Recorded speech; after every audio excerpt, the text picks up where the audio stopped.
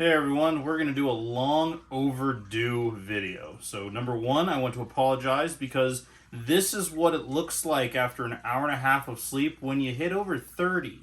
So sorry in advance for that one, but long overdue. We finally have figured out and decided concrete names for all of our 2020 holdbacks. So as you've probably caught on if you watched a lot of the other videos, there's a lot of the states, there's a lot of capitals, there's a lot of national parks, and obviously the Greek alphabet and some other ones kind of thrown in there too. But these guys, I'm going to start going through and naming them off, and I want you guys to tell me if you can figure it out before I get to the very bottom one, because that's going to totally give it away. But you might get it, because it could be one of a couple different things, and we're going to get going into it. It could be one of a couple different themes that we're going for, but there's one that's going to really make it so that way you'll know, and then one's just going to throw it out. So let me know how quickly and how many you get down the list, because we're going to go top to bottom, and the one on the bottom is the one who is going to totally just give it away. Let me know how many you get through before you figure out what the theme is, keeping in mind I'm a bit of a nerd. So, from the top, this is our Super GHI. So remember, these are all of our 2020 holdbacks. So these are the ones that we did produce. Hey, jerk butt, come here. So this is our Super GHI. She's a little, she's going into shed soon, so she's a little not super bright right now. But the GHI is one of my absolute favorite genes. It's an incomplete dominant. Oh, I know, I'm so mad at you. And you're mad at me too. And the super is the complete form of the incomplete dominant trait. Basically, it's a little bit darker, a little bit busier, and every baby that she will produce down the road will be a GHI. So, Mercury. Next up, we have Mars, who's kind of a jerk butt. Boop. Come on. So, this is Mars. We had a lot of holdbacks this year that weren't necessarily for, like, proven genetics, just weird genes, because that's kind of what I did. Instead of getting a bunch of different recessives or specific ones that I wanted, I will always go through and find just kind of weird one-offs. And so this girl she's definitely an Enchi, but other than that, we don't know what all she is. And if you want, I'll try to remember to throw the link up for this video where we kind of talk about the genetics and the breedings of these guys.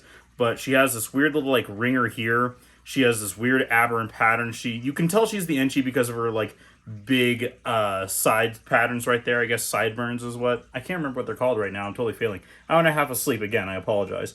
But she is just the Enchi mystery. But now she's Mars.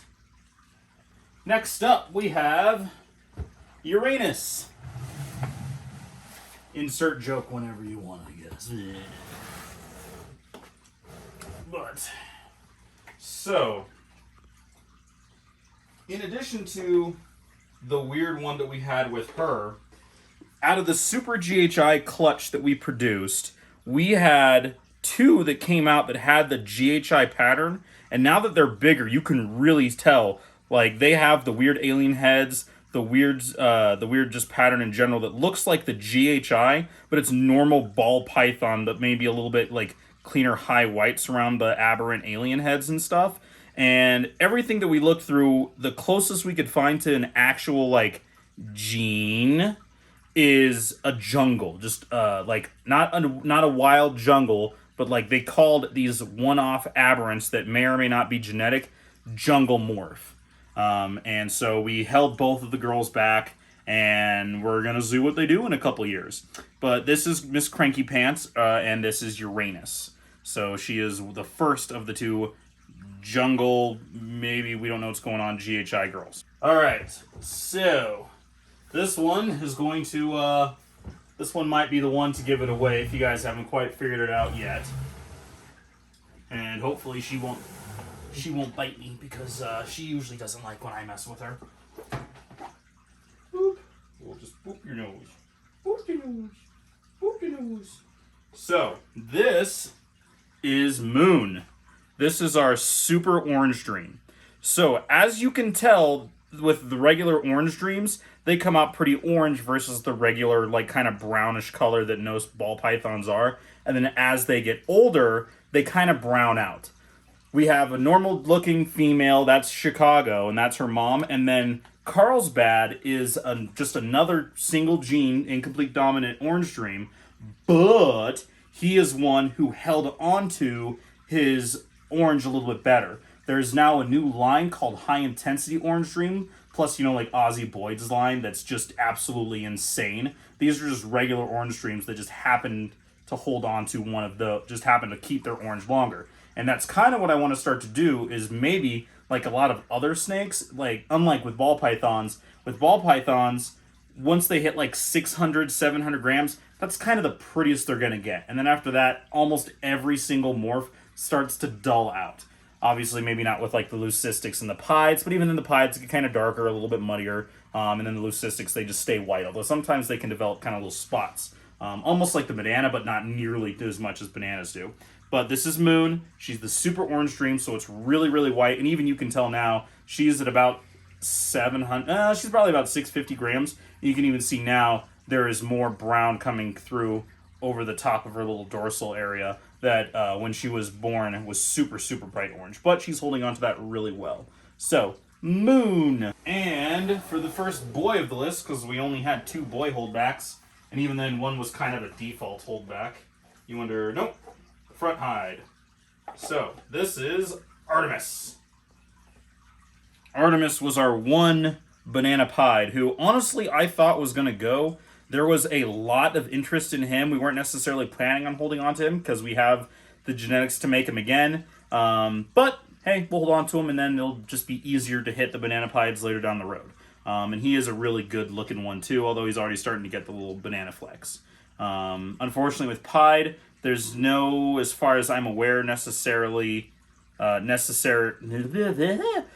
it's not necessarily genetic to where high whites will produce more high whites. He's fairly low to mid-white, and his dad, Seattle, is a lot more white.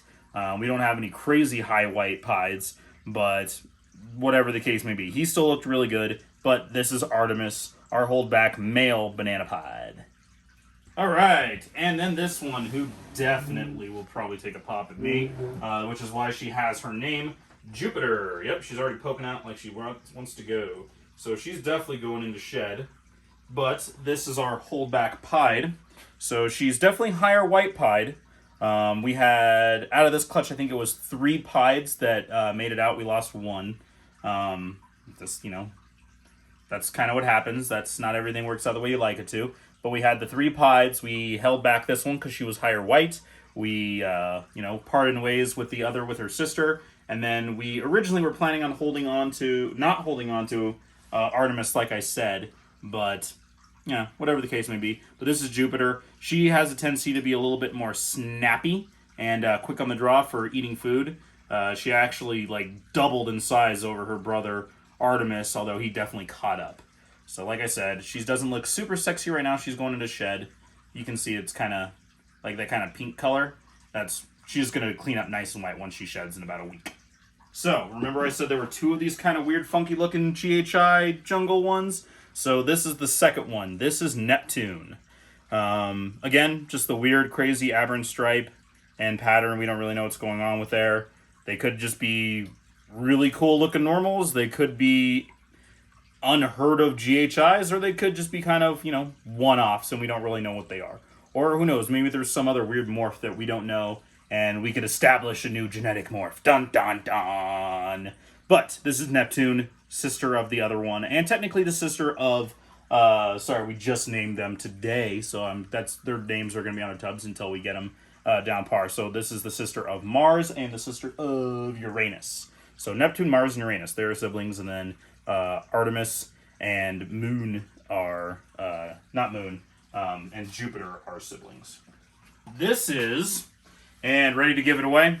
This is Tuxedo Mask. So for any of you who did not quite get it, this is Tuxedo Mask. So this dude is a pastel lesser yellow belly calico. So the calico and the yellow belly brighten up. That's all that white and the stuff that kind of comes up the sides. So that's the calico, and the kind of weird orange spotty, that's calico. The pure white belly, which raises it up and helps it out, that's the yellow belly. The lesser, as you can kind of tell, like right here along his neck and head, that's the lesser. And then the pastel brightens it all up, and you can also kind of tell with his head. The sister who failed to thrive, unfortunately, was the super pastel lesser calico. He was a mouser for a long time, didn't want to eat, had to assist feed a couple times. But he is catching up. As you can see, he's significantly smaller than the other ones. But he's doing really good, and he's just a cool little dude. He's very ready to go for food, almost like a king snake sometimes. But I love how his pattern gets really dark at his head and neck, and then it fades, and then he has that little dark right there again in his tail. So just a cool little guy. So there you go. We've named our 2020 holdbacks finally. Hope you enjoyed the video. Hope you enjoyed the ball pythons, and we'll check you next time for more reptile content.